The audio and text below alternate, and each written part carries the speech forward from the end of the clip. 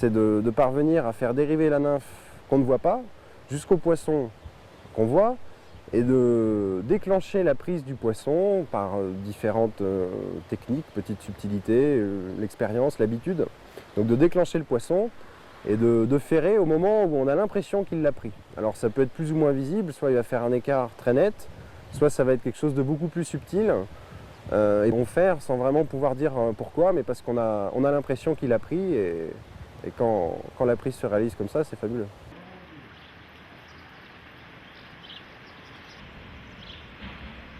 Un des plaisirs du pêcheur en no-kill, c'est de constater que ça marche, quoi.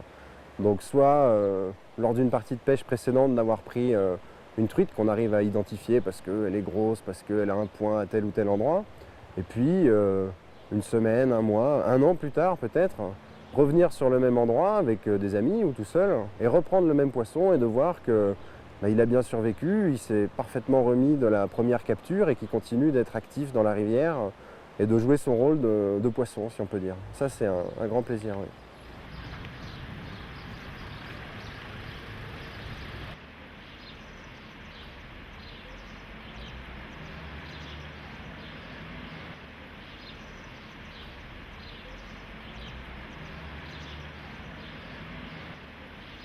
La différence entre une mouche sèche qui flotte et une imitation de larve va être que la larve, elle, va être plombée, va être lestée de manière à pouvoir couler sous la surface de l'eau.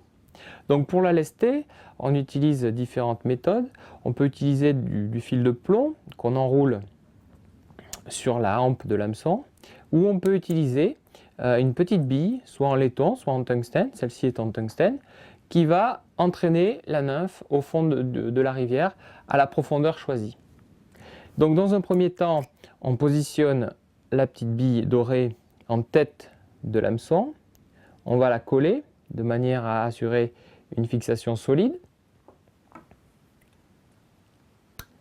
Ensuite, on va repositionner le fil à l'arrière de la bille pour pouvoir faire un corps. Ce corps va être en faisan, la majorité des larves étant de couleur marron foncé pour passer inaperçues dans leur milieu. Elles essaient de se confondre avec le fond. Donc les fibres de faisan sont tout à fait indiquées pour imiter le corps de ces insectes. Donc on va tourner le faisan de manière à former un corps le plus régulier possible.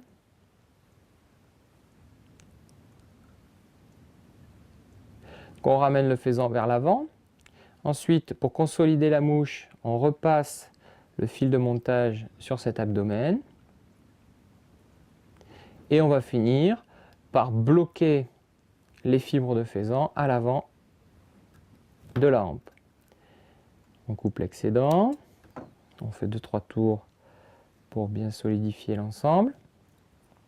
Ensuite, on va faire un thorax assez bourru à l'aide de poils de phoque teintés en marron, de manière à imiter les pattes de ces insectes.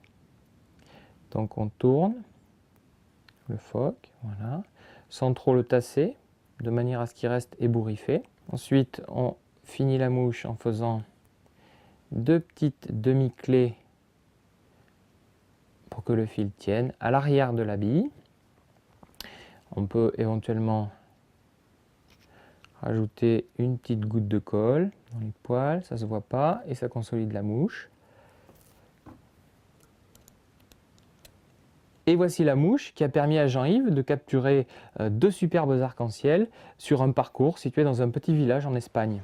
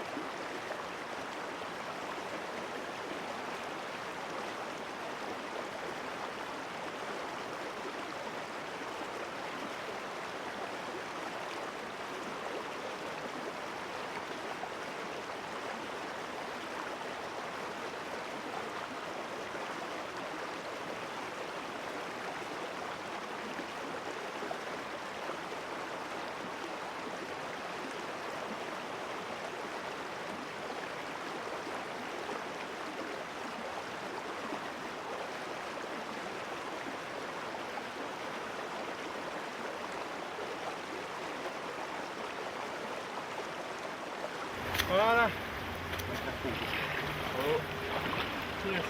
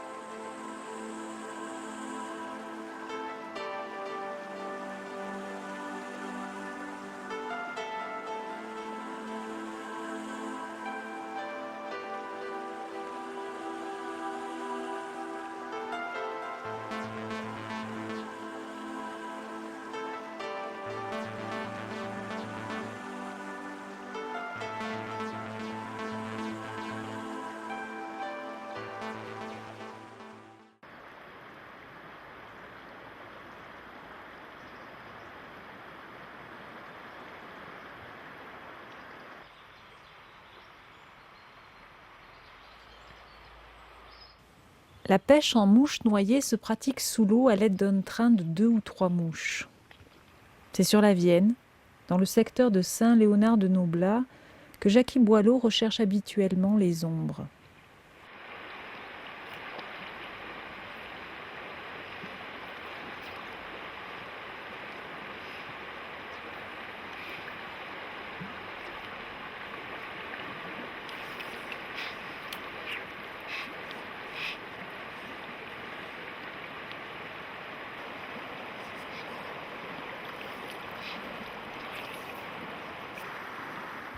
Cette pêche se pratique en laissant dériver un train de mouches vers l'aval. Lancées vers la berge opposée, les mouches sont ensuite guidées au-dessus des postes. Toute la difficulté réside dans le fait de bien maîtriser la vitesse de dérive des mouches, comme leur animation.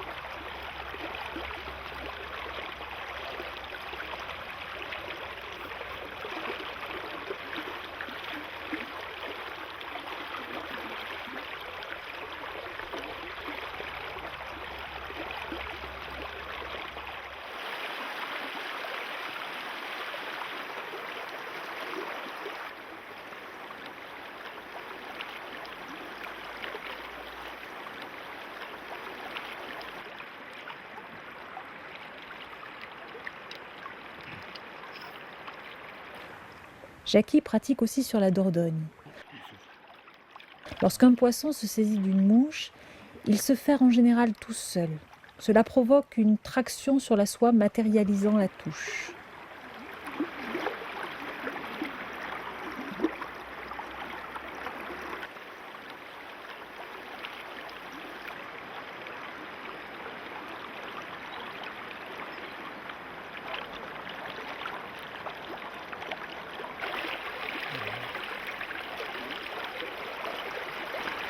Il tourne en même temps, regarde. L'étendard, il le tourne.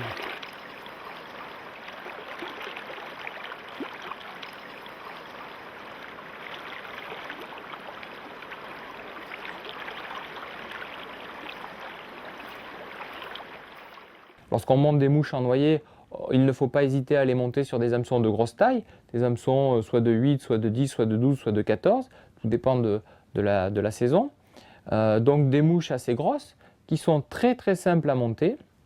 On commence tout d'abord par faire un corps, alors de la couleur qu'on veut, hein, et de la couleur des insectes qui sont présents sur l'eau. On peut le faire noir, on peut le faire marron.